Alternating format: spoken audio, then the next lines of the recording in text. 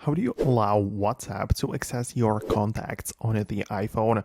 Let me show you how it works. If it's your first time here, subscribe so you never miss anything. So of course you can check out your settings app where at the bottom of the page you have the all apps section. So you're gonna click on the apps and then proceed through the list to find the WhatsApp section. You can use the search field or scroll through it manually because it's all sorted alphabetically, so it's going to be somewhere toward the bottom of the list. But once you click on WhatsApp, you'll be able to see and change all of the settings regarding that app.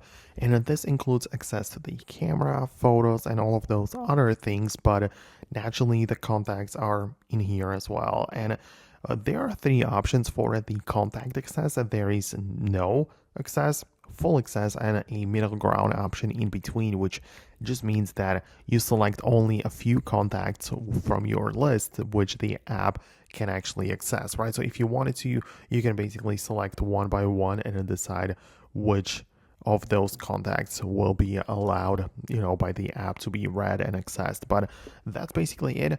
Let me know if it works. One more thing though, if it didn't really work out well for you, just try to update the app. Just literally go to the app store, look up the name of the app, which is WhatsApp obviously, and if there's an update available, just get the latest one, and it's likely that it's gonna fix at least some of the possible features and issues with it. So let me know what you think. Let me know if it worked. Hit the thumbs up, and I'll see you later.